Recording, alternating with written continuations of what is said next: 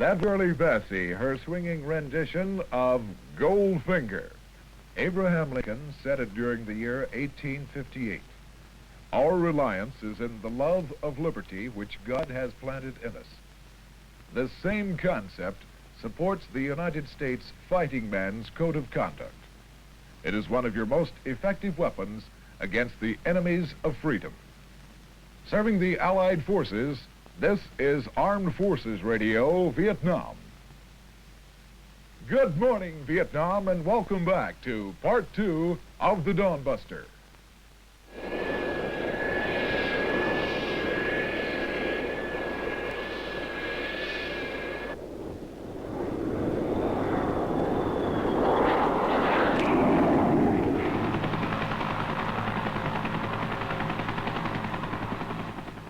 America's military answer to communism in Vietnam.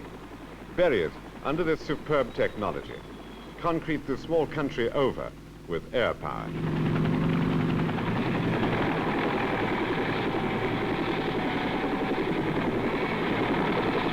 The Air Cavalry, just one American division, with more than 400 helicopters of its own. Nothing can outrun the Flying Horsemen. They leapfrog from village to village, trying to trap the VC in the valleys, herding them into what they call killing areas. They give the VC a choice, fight or hide. This part of Vietnam has been controlled by the Viet Cong for 5 years. It's an unweeded garden. Yeah. 3-6 element which is moving north is a kid in the bunker with a shrapnel wound. What should we do, over? Do they have a medic with them? No, sir, they want permission to send a medic down. Tell them to call for the medic to get him down there on the double, do all they can for him, and if they need any more help, to give us a call. But down there, fear is their welcome.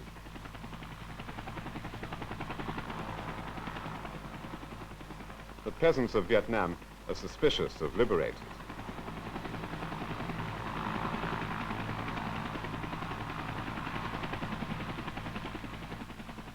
It takes time for them to get over their initial fear.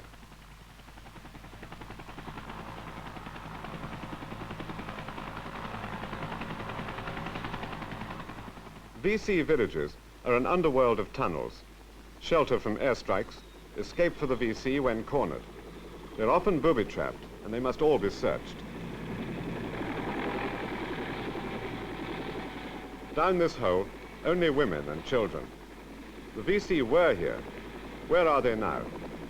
Everybody in the village is asked. No one knows. The troops can't be sure, so every male of military age, like this one, will be taken away. Take the baby. Give the baby to Mama, son. Give the baby to Mama, son. Give the baby. Come on, Papa, son. Come on. We'll bring you back. Yeah. We'll bring you back. Here's your ID card. Come on. We'll bring you back, Papa, son. Come on. Come on. With us. Come on. We'll bring you back. Yeah, we'll bring you back. Come on. We'll bring you back. We'll bring you back. Okay, over here. Okay, Sergeant Cannon Squad. Fighting the Viet Cong out in the villages among the peasants, what the Americans lack most of all is information and intelligence. Each man taken is labeled, captured or suspected VC. This is the first contact these men had with Americans. Then off to the nearest clearing, a helicopter and interrogation. VC or not VC? Who can be sure? Hey, VC? You VC? Yeah, you VC. Huh? You VC? Yeah, you Viet Cong, huh? You Viet Cong. You Viet Cong. You Viet Cong. You Viet Cong. Where did you capture them? First to the 7th Cav captured them up here in LZ2. How far away is that? About 10 miles. Just now? Yeah. You're a VC though, huh? Huh? Say yeah. VC. VC. North Vietnamese. Yeah. These are prisoners from North Vietnam, 18, 19 years old. They've come down the Ho Chi Minh Trail. Their morale seems high enough. 1,000 VC are being killed every week now. Infiltration from North Vietnam alone makes good the losses. The communist build-up matches the Americans. Their relative strengths, after a year, about the same. But these men are the remnants of a decimated battalion. Well, this prisoner claims to be a member of a company, a battalion, a regiment, the numbers of which sound doubtful to us. You think he's lying? Yes, I think he is. We're not familiar with the numbers he gave us.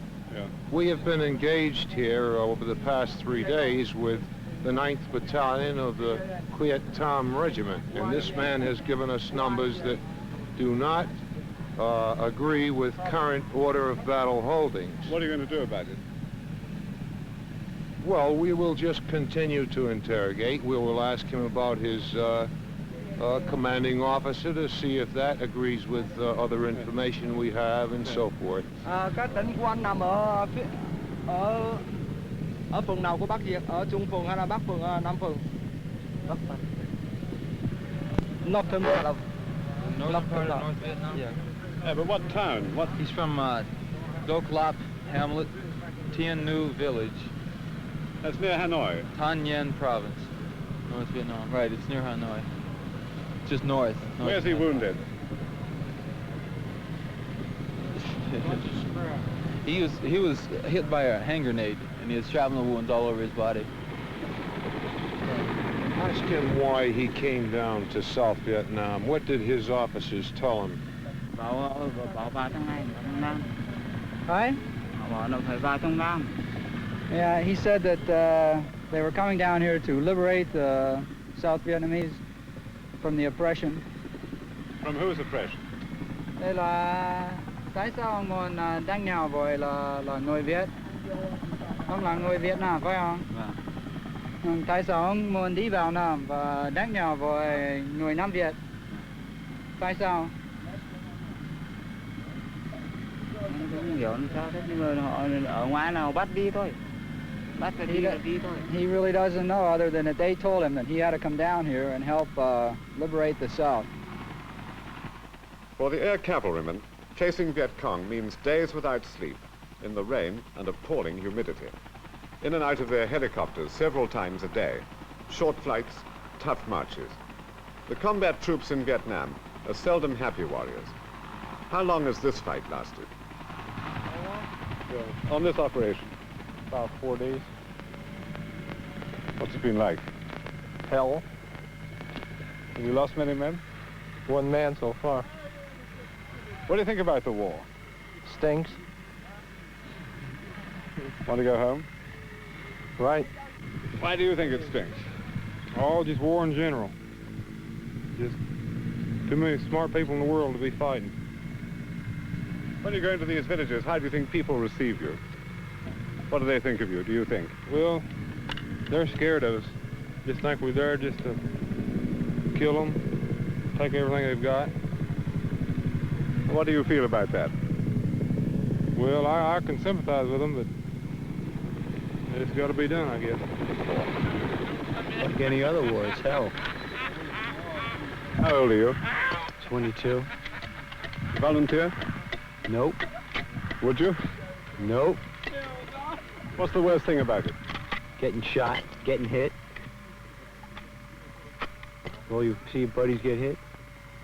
Living in the swamp. Dirt. Never be able to get clean until you get back to base camp. That's about it. What about what you do to other people? What fighting does to other people? What do you think of that? You mean what we do to them? Well, hell, if we didn't do it to them, they'd do it to us. I don't mean that, but I mean, when you see it, what do you feel? Nothing. Don't feel a thing. Vietnam hardens feelings. There are 500,000 refugees, many of them vagrant children, war's orphans. They scrap in the streets of Saigon, they pimp for a living. Now and again, police round them up. Because there's nowhere else for them, they go to jail.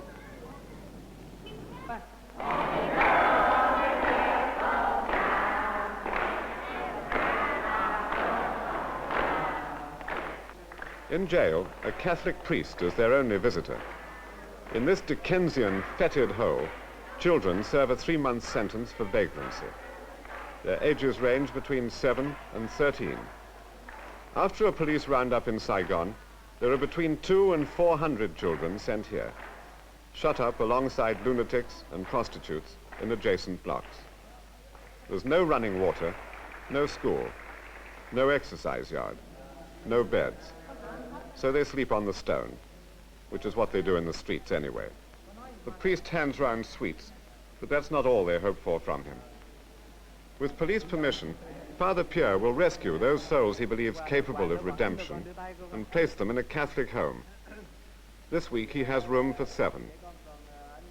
The lucky ones answer their names. Father Pierre Huang Yen is president of an overworked organization, the Society for the Protection of South Vietnam's Morals. Their passport to freedom, a promise to attend Mass and shine shoes as a respectable way of making a living.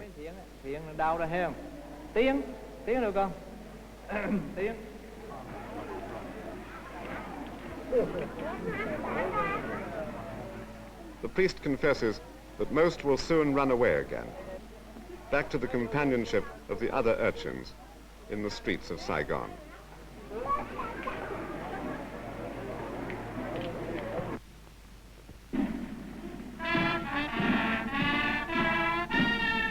To fight communism, America backs one of the most erratic governments in the world. The generals who run the country are trained for war and little else. Prime Minister for the past year has been the Air Force Commander, General Key. He's 35. He's fought the Viet Cong almost all his life, but he has no political experience. Key is a pilot, says a bitter critic.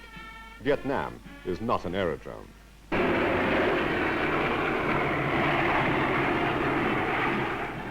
General Key is now unwillingly committed to elections promised for September.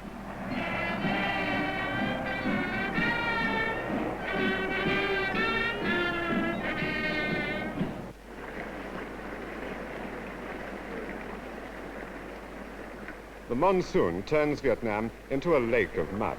It doesn't stop the war. In the delta, where the rice comes from, 40,000 Vietnamese troops do the fighting for the Saigon government. This battalion has waited since dawn in the downpour, their divisions in action nearby. Late in the afternoon, they get the call to go in.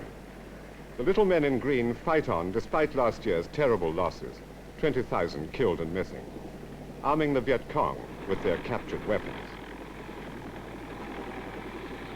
They feel a growing annoyance at the portrayal of all this as an American war. So far, they've taken 80% of the casualties. There's still no guarantee that if a man is killed, his family will get his pension, a year's pay. Corruption means the money often goes astray. And they're the thoughts they take into battle. In the muddy Venice below, the troops will soon be up to their armpits. The Delta used to export 250,000 tons of rice a year. Now they import the same amount.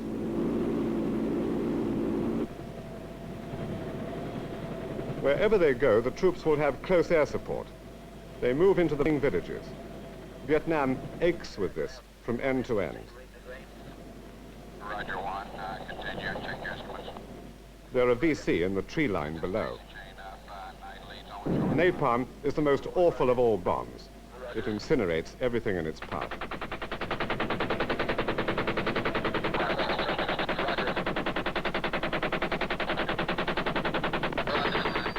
The airstrike may be used in Vietnam whenever troops or aircraft draw fire. General Quang commands in the Delta. This operation has found a VC headquarters. It yields a haul of documents. They tell the general precise details of his entire security organization. He doesn't seem surprised. The Viet Cong still get wind of most attacks.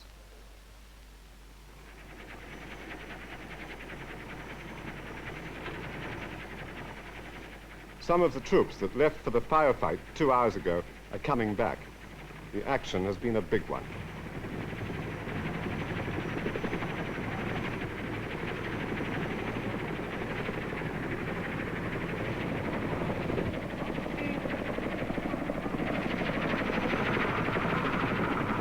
happens every day.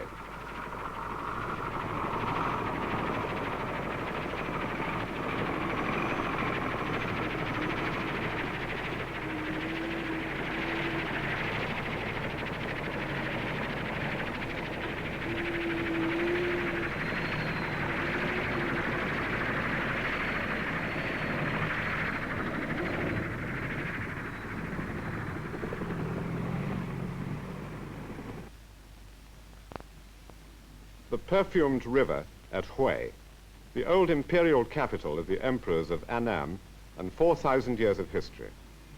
It's the center of the Buddhist revolt against Saigon.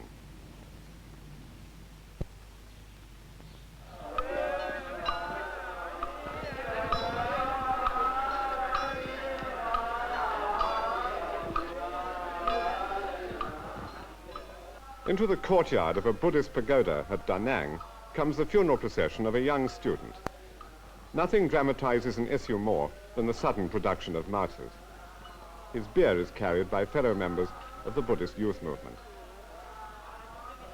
The student had been shot by troops during street demonstrations. In Vietnam, causes need corpses like politicians need speeches.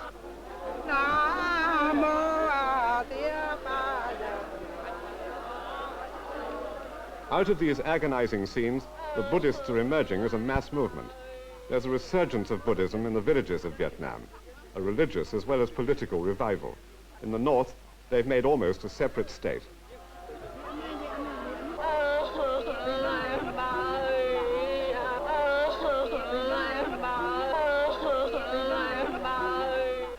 Bonzes, Buddhist monks in their saffron robes, squat on the barricades in Da Nang. They bar the way to government troops. They're turbulent priests. They demand elections and the resignation of General Key in Saigon. The pagodas are used as headquarters for the demonstrations. Rebel soldiers who've refused to take orders from Saigon. They wear yellow ribbon to distinguish them. Bonzes direct preparations for resistance. The leaflets they distribute are snatched at by the milling mobs in the streets of Da Nang.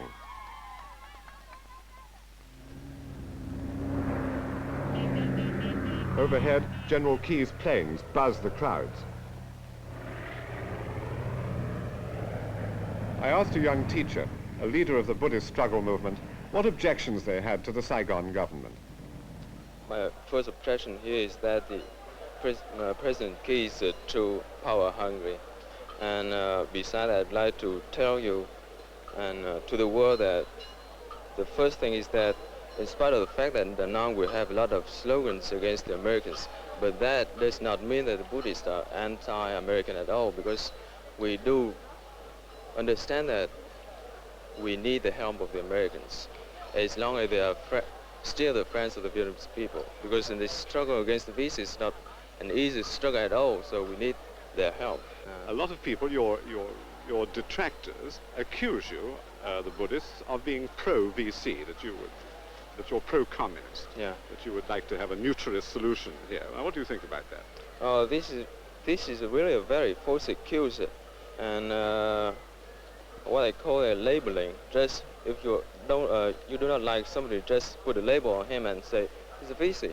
It's really very funny to say that the Buddhists are VC, because if they were, this country were VC control a long time ago, and the Americans are here, cannot stay here any minute longer. Some of the oldest, toughest-looking Boy Scouts I've seen are members of the Buddhist youth movement. They demonstrate a special brand of escalation. In front of the pagoda, they bring piles of firewood. The Buddhist monks announce that they have volunteers for suicide by fire. The cry is, Key must go. The army now is divided. Supporting the Buddhists, General Din. Yes. You know that John Key must be out. John Key must be out. John Key must be out. What's wrong with General Key? You know that when I come here to accept the to command corps, you know the situation is very, very difficult, you know, because he has... General Ton Tat Din has survived many difficult situations. Only 3 years ago, he was on the other side. He was the general who attacked the pagodas for President Diem. Stuck on to against him. General, you've seen many coups in Vietnam. Many, many coups. What effect is all this having on morale in the army? You know, it's morale of army, you know. When he saw John Key to do that, how? As if that time. When he sends troops here, you know, he didn't have morale to go. The morale was low, if John Key to do that. Well, what can be done to improve morale? To improve morale, the best way to do John Key to up, down.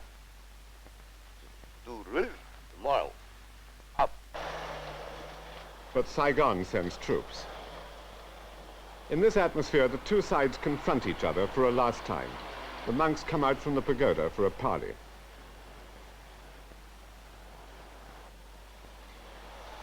A young tank corps lieutenant bars the way. He's been ordered to advance, but he has relatives on the opposing side. Qua con đường này với điều kiện tôi bảo lính tôi cầm súng giơ lên trên trời, với giơ khẩu súng lên trời. Nhưng mà trong khi đó tôi cầm. What does he say to you? I talked to my pagoda I lead my show on show to go over because my commander ordered me to overtime, but I never to fight. Well, what's going to happen now? I don't know.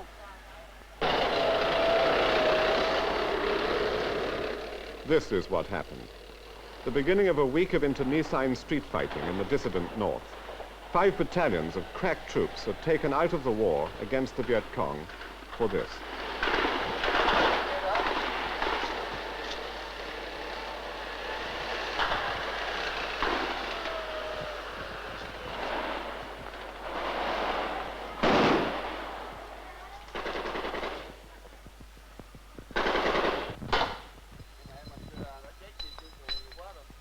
Đây qua đây núi này cho nghe này. Không biết mình đây cho rằng bắn. Ông nhìn đâu không thấy. Rồi thì chèn cứ bắn biết. Qua nhà lãng bắn biết đây này.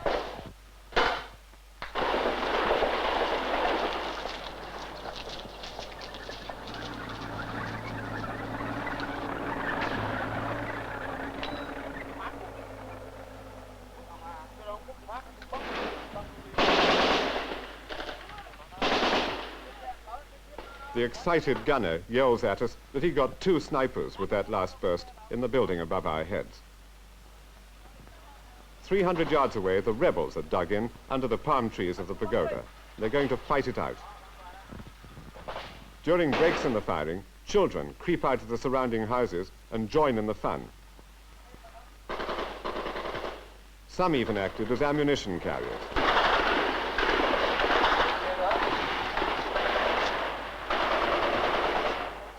The rebels were no match for the tanks. 4 days of this left a mounting number of wounded and dead in the pagoda courtyard. The latest batch of martyrs are put on display.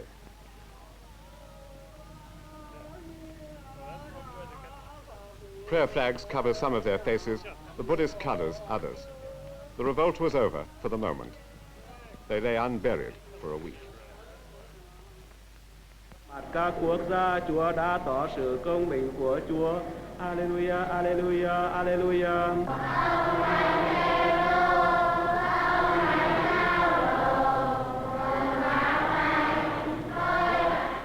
No less than politics, religions divide Vietnam. The rise of militant Buddhism is a threat to Vietnam's Catholics. There are nearly 2 million of them, out of a population of 15 million.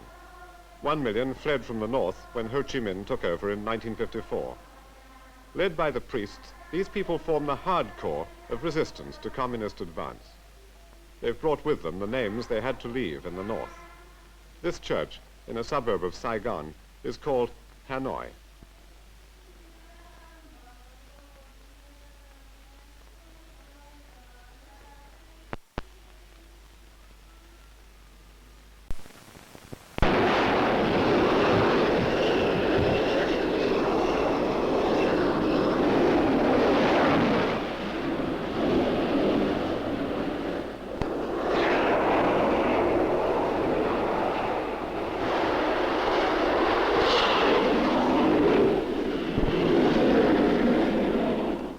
Within 100 miles of Hanoi, the carrier Enterprise hurls her thunderbolts at North Vietnam.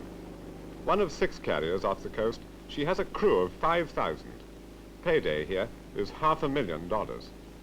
In the dim-lit rooms below, pilots are briefed for a raid. What I'm saying is this, that the weather over the beach is probably going to be worse. Over the beach is the pilot's slang for North Vietnam. In one respect, it's the war the Americans would like to fight. No Viet Cong or jungle here. The pilots are mostly college graduates in their 20s, but the job is tough enough. The losses have been considerable.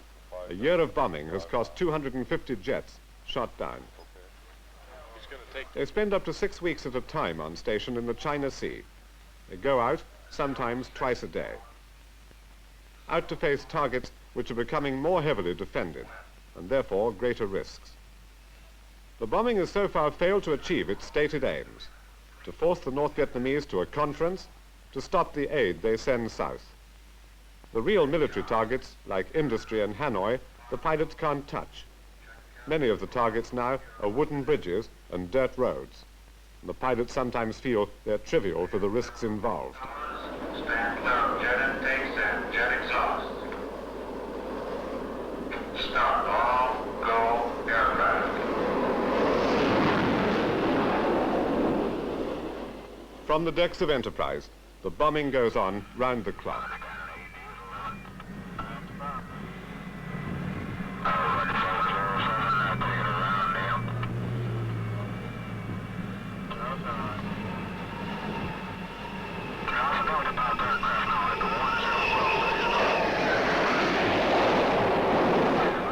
They're away for an hour or so. No losses this time. The bombing gets closer to Hanoi. It's now more intense. But the big ship is pulling her punches. What do the pilots say the bombing achieves? I think it's pretty clear that it's disrupted the lines of communication and transport. How do you notice that? How do you know? Well, simply because we cut all the roads and knocked down most of the bridges, and of course the intelligence people tell us this. I'm not sure how managed that news is, but I think it's pretty obvious we have a substantial effect on the supply lines. You don't really know for sure just exactly how much damage you are doing, and I think most of us would like to know, would like to have a firm idea. We probably don't.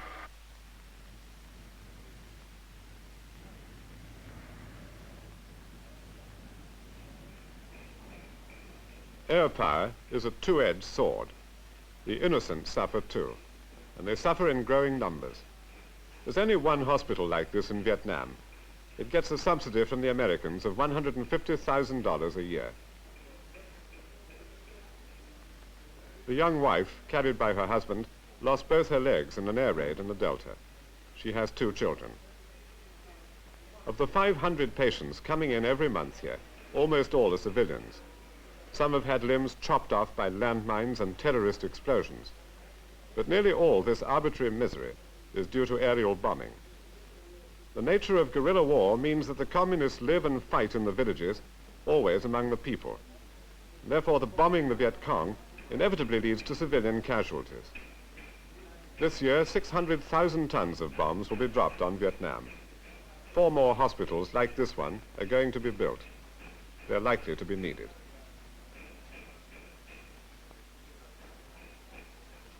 This woman is pregnant. She's lost a leg. All she remembers of the day it happened is the sound of the planes diving.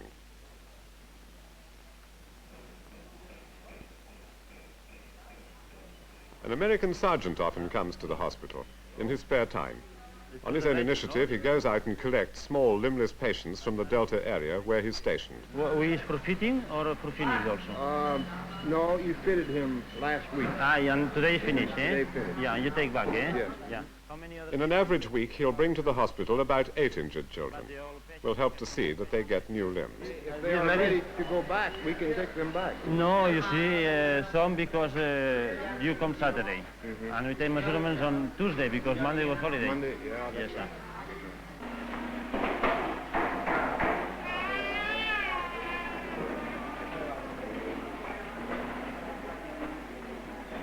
The more ghastly cases are the multiple amputations.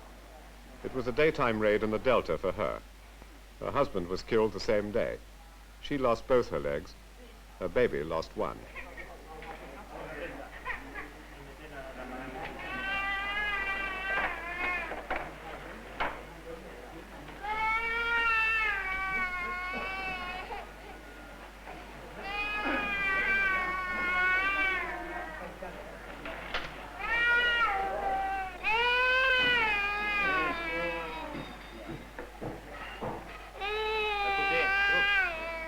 fais le vendage et tout le... Je fais le vendage, il faut les maisons d'ici, hein?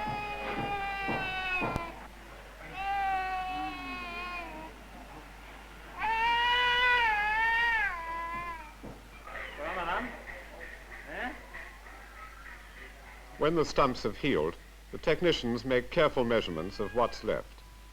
The hospital's been open now for 6 months. In that time, it's fashioned 850 new limbs. The devastating effectiveness of air power may well convince the Viet Cong that there can be no total victory. Airstrikes are what the Viet Cong fear most. It's inflicted bloody defeats. But this is a political as much as a military war. It's difficult not to conclude that airstrikes give the Viet Cong a political advantage.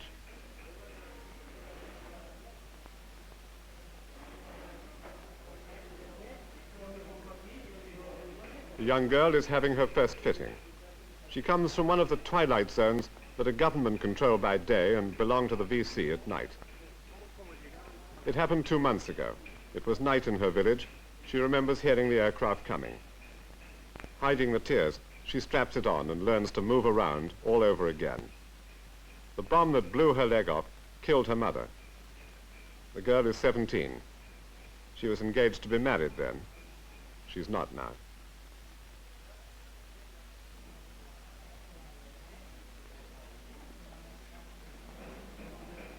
The artificial limbs are made by Juan Monros, an expert the Americans brought here from Spain.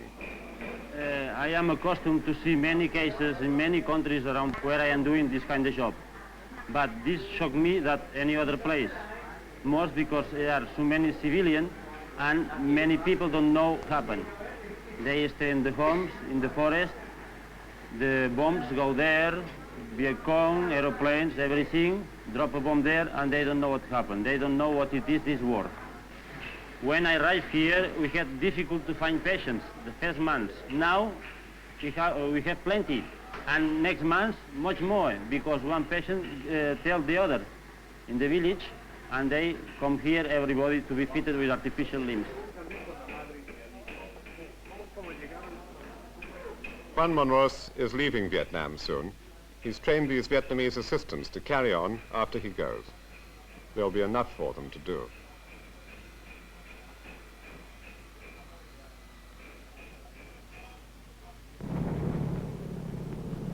There's another kind of war. Down the jungle paths among the villages, the Americans try to expand their lavish aid programs. Their efforts to raise the standard of living are all too often met with Viet Cong sabotage. This area near Saigon is barely secure. The VC are in full control, only 2 miles away. A young American from Mississippi is in charge of United States aid projects in this province. It's still a contested area in the battle for mines. A crash course in the States taught him Vietnamese. Ông làm luôn cấp. Làm chút chút vậy nè. Ông có nước không? Có chứ. Ở đâu? Ông trồng rau không? Hả? Ông trồng rau không? Rau hả? Dạ. Có lâu không? Lâu mà. Lâu. Nay có chừng. He's in the front line as much as any soldier. I asked Dessay Anderson what they were building here. This is one of several farm demonstration projects which we have here in the province. And this particular project which we're looking at right now is a dam and a hydraulic ram project, we've dammed up the water here and it will be forced up through this ramping system so that crops can be raised the year round. You provide all the money for this, but how important is it that they work on the thing themselves? Well, this is critical so that they begin to achieve some sort of emotional involvement with the governmental system. And we feel that this makes a lot of difference, for example, in whether or not the Viet Cong would try to destroy or hinder the project in any way. How genuine do you think this demand of theirs is for things like schools, or is it a demand that you're creating? Well, in a certain measure, certainly it is partially stimulated. But, for example, as far as classrooms are concerned, we've programmed 41 classrooms in the province, our provincial budget for this year. And instead of that 41, those were built, but in addition to that, the people made applications on the hamlet level and asked for 75 additional classrooms, which they built themselves. And then they work along with various military units that can be enlisted to help them, including the local militia, the popular forces, and they build it themselves. Do you feel that the military presence in Vietnam is overemphasized? Well, certainly I would tend to feel that the basic role of constructing the Vietnamese society is the most important thing. The military provide the shield, and the construction of the society is the reason we're here working with this element of it.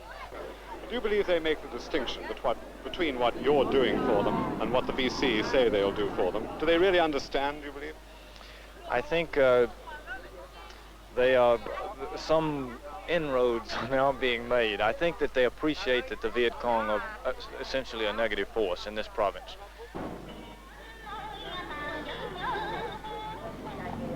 We buy 2 pair. Him buy a pair, I buy a pair. 100 feet. Make it 3 pairs. 100 feet. Oh, wait, 3 pair. 1, 2, 3 pair. 200. 3 for 200. 225. Oh, dinky down, dinky down. Me number 1, you number 1. We friend, okay? Okay? The 300,000 Americans in Vietnam have another impact.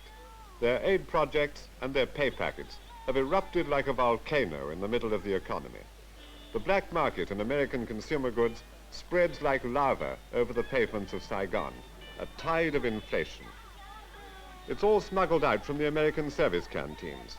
The GIs find that many things intended only for them they can't buy anymore, and they too have to shop out on the footpaths.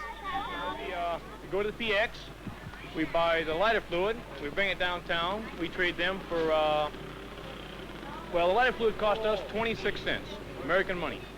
We come down here, we sell it for 100 piastres, which is about, 85 cents. They put it on the market, they turn around and sell it for 120p. We try and buy it back, they charge us 140p. So we try, go to the PX and get things and come back down here and trade, swap across. And we get our things back for the same price we had to pay for them originally. I'm hungry too, Mama Son. I'm hungry GI. I have many baby sons to feed. I have no money. Very, very nice. Number 1, right? Number 1. This your child? No, she's just begging for herself. Come on, son. 0. 0. Let's go. Didi.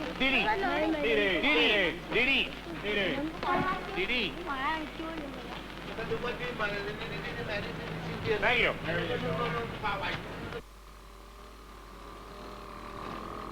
Mr. Long's house is on stilts over the Saigon River.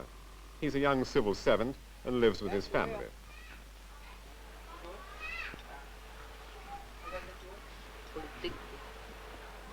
It's a typical Sunday lunch. They're Buddhists. They eat well despite the galloping cost of living. Food is good and fairly cheap. His father worked as a minor civil servant for the French in the post office.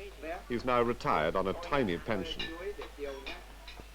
Mr. Long's wife is going to have their first child. They can't travel anywhere without danger. Life in Saigon, they say, is claustrophobic. If they could, they'd like to get away.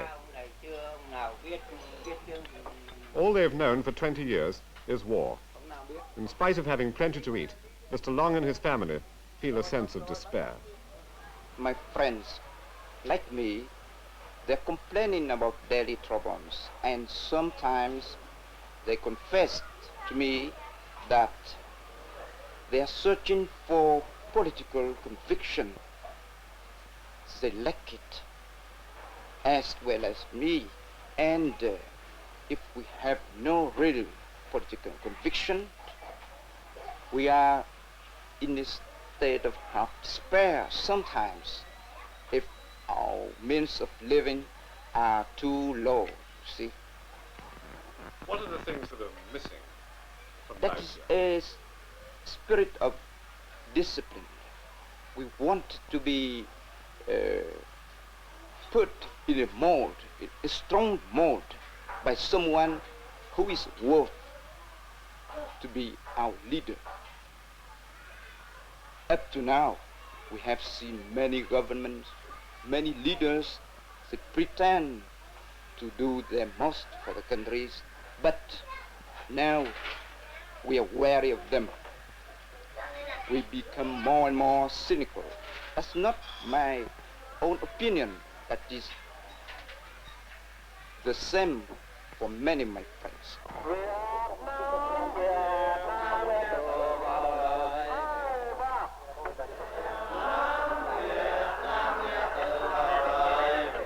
Vietnam is 14 million peasants in black pajamas. This is the latest experiment to give a new sense of purpose to those who oppose the Viet Cong. They sing a patriotic song, written only a few weeks ago. 5,000 graduates from a new school that trains teams to take over local government at the grassroots.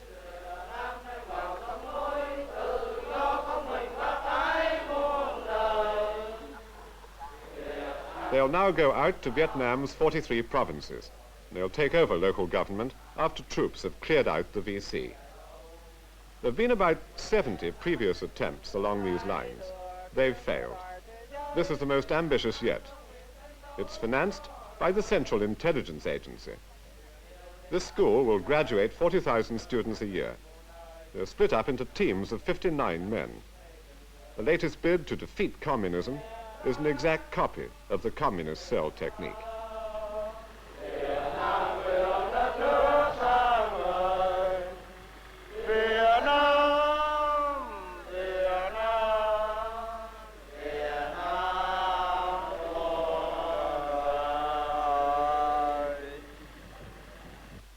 Each 59-man team is composed of one team leader with one small staff, which is composed of 3 medics, 1 psychological warfare man, 1 intelligence man. The team leader is assisted by 2 assistant team leaders, the first in charge of 3 platoons of 11 armored propaganda men each, and the second is in charge of 3 sections composed of 6 people each.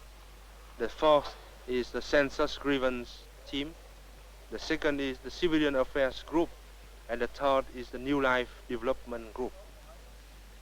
The school's guiding light is Major Mai, a Catholic soldier who fought against the French with the Viet Minh.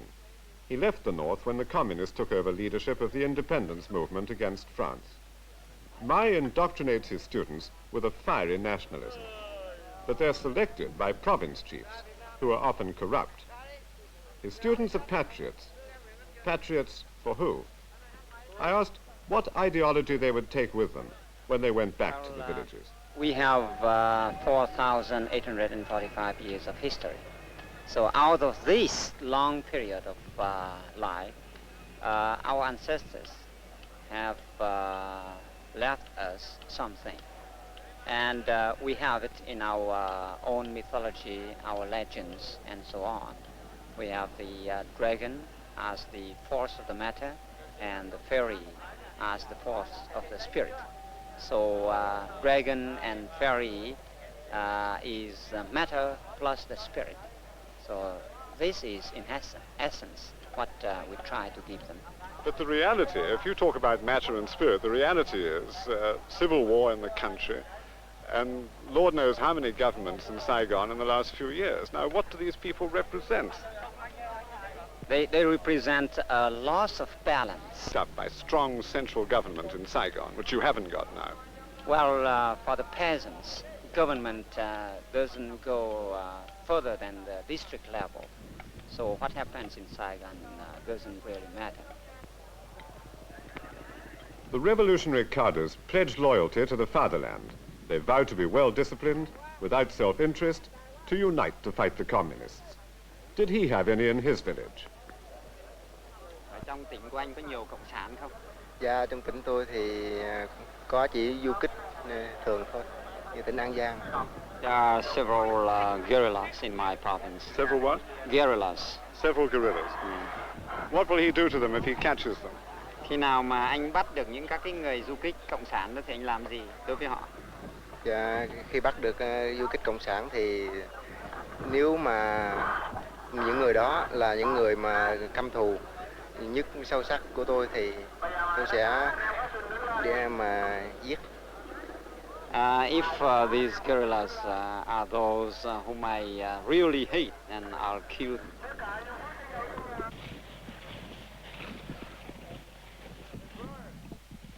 Under the rubber trees near the Cambodian border, troops of the 1st Infantry Division, Big Red 1. The American offensives are now penetrating Viet Cong base areas like this that have been inviolate for many years.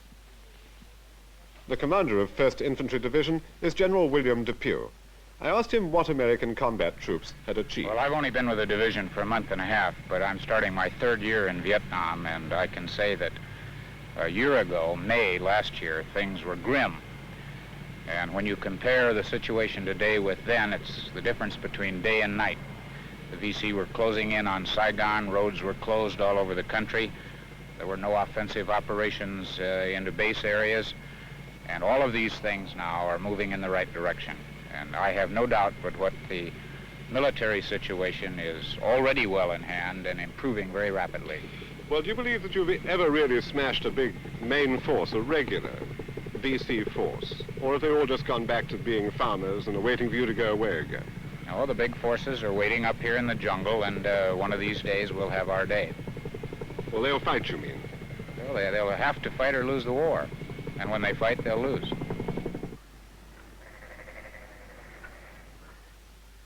Dawn, in the sticky heat and fear of the jungle, the troops of Big Red 1, a battalion operation. They've been marching all through the night, 10 miles. Somewhere ahead is their objective, a Viet Cong village which hasn't been entered by government forces for nearly 10 years. The division has a psychological warfare officer who's planned the attack. They'll circle the area. We will then announce to the people that the place is cordoned off, that there's no escape, that you must form at the place that the district chief says, which is in this case a burned out Catholic church. We'll assemble all the people there, tell them to bring their identification cards. They will then be checked by the military security service. But how do you know who these people will be? We're bringing with us 4 people that escaped from this hamlet several months ago and are now living under a government-controlled hamlet. And they'll point out the VC right. to you? They will come right out and finger each man. They will point out who is a VC, who is on the blacklist, who are part of the cadre. We're actually routing out the VC infrastructure to assist the government authorities in our efforts. Now, what happens to the VC when you do identify them, when these men do point them out? If they run, blap. That's it. If Blap? they run. What's that? Well, have you ever heard an AR-14 fire in the jungle? It's blap. You'll kill him. Yes, right.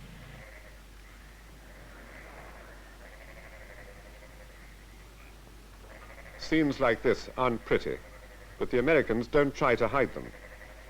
The Viet Cong and their methods behind their lines are not open to scrutiny.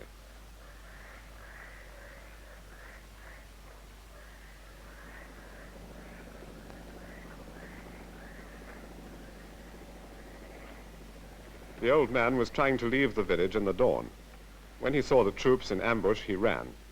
He's wounded in the legs, and they'll evacuate him to a hospital.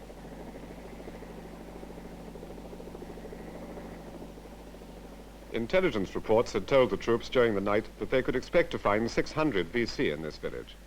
They're not here now. As they assemble by the church, the peasants present a familiar sight. There are no young men here, only women and children and the elders of the village. The VC, if they were here, are hiding somewhere else. It must be assumed that these people are the wives and children of the Viet Cong. The GIs have taken over the village without major resistance from the Viet Cong.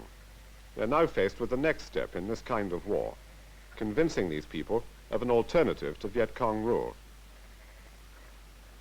Teams of medics come in with the troops. They distribute drugs, extract a few teeth.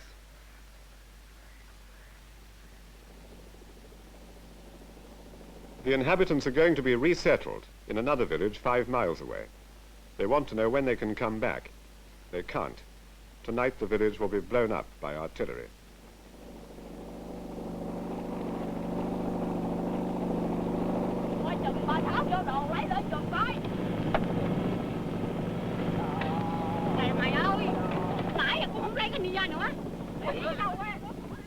As they leave for the other village, the operation is almost over.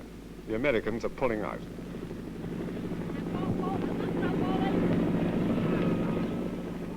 The cart is packed with belongings.